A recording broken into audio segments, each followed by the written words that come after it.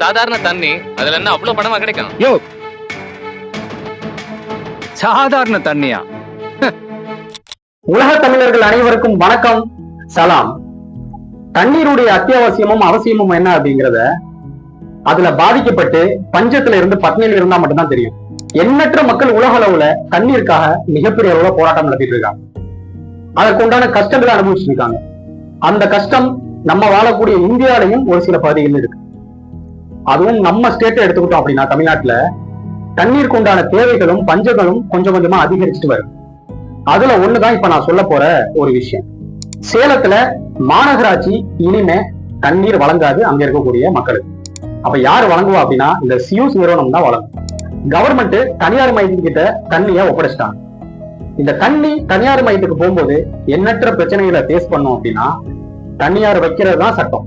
கவர்மெண்டா இருந்தா அப்படின்னா மக்கள் தாராளமா கேள்வி எழுப்புவாங்க, அந்த கவர்மெண்ட்டையே மாத்துவாங்க. ஆனா தனியார்னு வரும்போது கேள்வி எழுப்புறது மிகப்பெரிய அளவுல கை கூடாது. என்னதான் கேள்வி எழுப்பினாலும் அந்த தனியார் மயம் வைக்கிறதா சட்டம். அந்த தனியார் மயத்தை மாத்த முடியாது. கவர்மெண்ட் நினைச்சா மட்டும்தான்.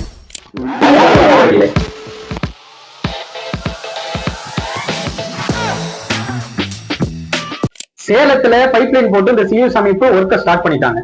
இனிமே சேலத்துக்கு இந்த சியூஸ் அமைப்பு தான் தண்ணீர் வழங்கும். இது சேலத்துக்கு மட்டும் இனிமே அமையாது, ஒவ்வொரு மாவட்டங்களிலா இனிமே அமல்படுத்தப்படும். இது தமிழ்நாடு முழுவதும் இனி தண்ணீர் தனியார் மையத்துக்கு கவர்மெண்ட் தாரை வாக்கும். அதுதான் நடக்கும். வீட்டினுடைய ஸ்கொயர் ஃபீட்டை வச்சு தண்ணீர் விநியோகம் செய்வாங்க சியூஸ் அமைப்பு. அதன்படி மாசம் மாசம் அதுக்கு பில்லும் கட்டணும். ஒரு மாசம் பில் கட்ட தவறியாச்சு அப்படின்னா தண்ணீர் துண்டிக்கப்படும். எவ்வளவு கொடுமைன்னு பாருங்க. இந்த தண்ணீருக்காக நான் சொன்னேன் இல்லையா, உலகம் முழுவதும் போராட்டத்துல வந்து மக்கள் ஈடுபட்டு இருக்காங்க. இந்த சியூஸ் அமைப்பு பிரான்ஸ் நாட்டை சேர்ந்த ஒரு நிறுவனம். இது தமிழகத்துக்கு 2015 காலகட்டத்துல வந்து ஒப்புதல் வழங்கி அதன் பிறகு எடப்பாடி காலகட்டத்துல வேலையை ஸ்டார்ட் பண்றாங்க. அதன் பிறகு திமுக ஆட்சியிலும் அதனுடைய வேலைகள் போயிட்டு இருக்கு. இப்ப தாவேக்கா ஆட்சியில அதை முழுவதுமாக அவங்க கிட்ட ஒப்படைச்சிட்டாங்க. அதனால இனிமே சேலம் மாநகராட்சிக்கு தண்ணீர் விநியோகம் செய்யக்கூடிய வேலையை சியூஸ் நிறுவனம் தான் பார்க்கும். இது எங்க போய் முடிய போகுது, எவ்வளவு பிரச்சனையை கிளப்ப போகுதுன்னு தெரியல. இதுவே திமுக ஆட்சியில அந்த டெண்டர் எடுத்திருந்தாங்க. கிட்டத்தட்ட 758 கோடி அப்படின்னு சொல்றாங்க. 600 இருந்து 758 கோடி வரைக்கும். அதன் பிறகு இப்ப தாவேக்கா ஆட்சியில கிட்டத்தட்ட 1035 கோடி வரைக்கும் டெண்டர் பேசி அதை முற்றிலுமாக அமல்படுத்திட்டாங்க. திமுக பீரியட்ல வந்து கிட்டத்தட்ட 600 டெண்டர்களை தாவேக்கா அரசு ரத்து செஞ்சிருக்கு. அப்படி இதையும் ரத்து செஞ்சிடலாம் இல்லையா? ஏன் ரத்து செய்யல? அப்ப கிட்டத்தட்ட இந்த 600 டெண்டர்களை நீங்க ரத்து செஞ்சீங்க அப்படின்னா இதை மட்டும் ரத்து செய்யாம வச்சிருக்கீங்க. இப்படி இரு கேள்விகள். அங்க 650 கோடி, இங்க 1000 கோடி அப்படின்னா சோ எதை வச்சு மதிப்பிடுறீங்க? அப்ப மக்களுடைய வாழ்க்கை எதை வச்சு மதிப்பிடுது அப்படிங்கிற கேள்வி நமக்குள்ள எழுது. இது ஒரு கவர்மெண்ட் செய்யக்கூடிய வேலையா? இப்ப இது தெரியாது. ஆனா தனியார் மயம்னு வரும்போது மிகப்பெரிய அளவுல பாதிப்பை மக்கள் சந்திக்க நேரிடும். ஒரு அரசு கிட்ட இருக்கிற வரைக்கும் தான் மக்களுக்கு பாதுகாப்பு. ஆனா அரசே மக்களுக்கு பாதுகாப்பு இல்லைன்னா என்ன பண்றது? தனியார் எப்படி பாதுகாக்கும்? எந்த அஷூரன்ஸ் கொடுக்க முடியும்? தனியார் வைக்கிறதா சட்டம். மக்கள் இந்த கவர்மெண்ட் தேர்ந்தெடுத்தாங்க, தனியார் இந்த மக்கள் தேர்ந்தெடுக்கல. அந்த இடத்துலதான் தனியார் இருக்கு. இப்ப உலகம் முழுவதும் பாத்துக்கிட்டீங்க அப்படின்னா பல இடங்கள்ல தண்ணீர் பிரச்சனை போயிட்டு இருக்கு. நான் ஆரம்பத்திலேயே சொன்ன மாதிரி அமெரிக்கால கூட லோக்கல் வைஸ் கலிபோர்னியா போன்ற ஸ்டேட்ல தண்ணீர் பஞ்சம் இருக்குது. தண்ணீர் பிரச்சனைகள் போயிட்டு இருக்கு. இதுவே நைஜீரியா, கென்யான்னு எடுத்துக்கிட்டோம் அப்படின்னா பயங்கரமான தண்ணீருடைய தேவைகளும் பிரச்சனைகளும் பெரிய அளவுல போயிட்டு இருக்கு. எதனால?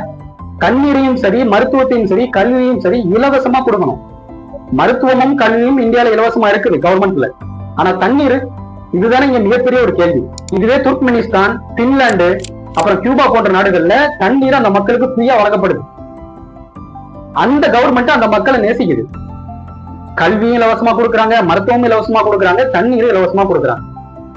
தனியார் மயத்தை உட்கொண்ட எந்த அரசும் சரி பெரிய அளவுல நிலைக்காது. காரணம் என்ன அப்படின்னா அரசு அந்த தனியாரை வழிநடத்தும் நினைப்பீங்க, கிடையாது. அந்த தனியார் தான் அரசை வழிநடத்தக்கூடியதா இருக்கும். அரசு இதை வச்சு மதிப்பிட்டுச்சு அப்படின்னா அது மக்களுக்கான அரசு கிடையாது. இந்தியாவுல ஏர்லைன்ஸ்ல இருந்து, ரயில்வேஸ்ல இருந்து எல்லாமே தனியார் கிட்ட போயிருச்சு அப்படின்னா கவர்மெண்ட் என்ன வேலை பார்க்கும்? கவர்மெண்டோடைய வேலை என்ன?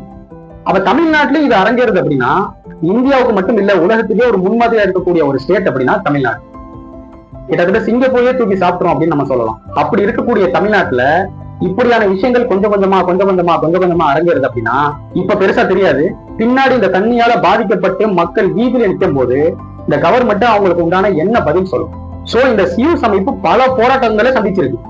இப்ப கோயம்புத்தூர்ல மிகப்பெரிய அளவில் ப்ரொடெஸ்ட் பண்ணிட்டு இருக்காங்க இந்த சியூஸ். அது அப்பவே இந்த பிரச்சனைகள் வந்து துவங்கிட்டு இருக்கு. பிரான்ஸ்ல இந்த பிரச்சனை இருக்குது. அமெரிக்கால இந்த பிரச்சனை இருக்குது. இந்த சியூஸ் அமைப்பை நம்ம சாதாரணமா நினைக்கிறோம். ஆனா இது பின்னாடி எந்த மாதிரி ஒரு பிரச்சனையை உருவாக்கும் அப்படிங்கிறது நமக்கு இப்ப தெரியாது. ஆனா கவர்மெண்ட்டுக்கு நல்லாவே தெரியும். ஆனா ஏன் கவர்மெண்ட் அலோவ் பண்றாங்க அப்படின்னா நீங்க தான் புரிஞ்சுக்கணும். சோ இந்த சியூஸ் அமைப்பு மட்டும் இல்ல, இதை மாதிரி இருக்கக்கூடிய எண்ணற்ற தனியார் மயம், தனியார் நிறுவனம் மக்கள் வயிற்றுல அடிச்சு மக்களுடைய வாழ்வாதாரத்தை சுரண்டி அதற்கு மேல மாளிகை கட்டக்கூடாது. இதற்கு அரசாங்கமும் அனுமதிக்க கூடாது. இதுதான் இந்த காணொலியின் வாயிலாக நம்ம கேட்டுக்கொள்ளக்கூடியது. இது மிகப்பெரிய போராட்டத்தை முன்னெடுக்கும். பின்னாடி அப்படி போராட்டம் முன்னெடுத்துச்சு அப்படின்னா இது ஒருபோதும் ஓயாது. தனியார் மயத்துக்கு நம்ம எதிர்ப்பு கிடையாது. ஆனால் அந்த தனியார் மயம் அப்படிங்கிறது கவர்மெண்ட்டுக்கு உட்பட்டதா இருக்கும்.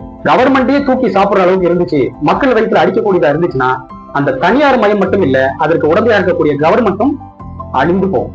இது சம்பந்தமான உங்களுடைய ஒப்பீனியன் என்ன அப்படிங்கிறத கமெண்ட்ல சொல்லுங்க. முடிஞ்ச வரைக்கும் இந்த காணொலியை ஷேர் பண்ணுங்க. நன்றி.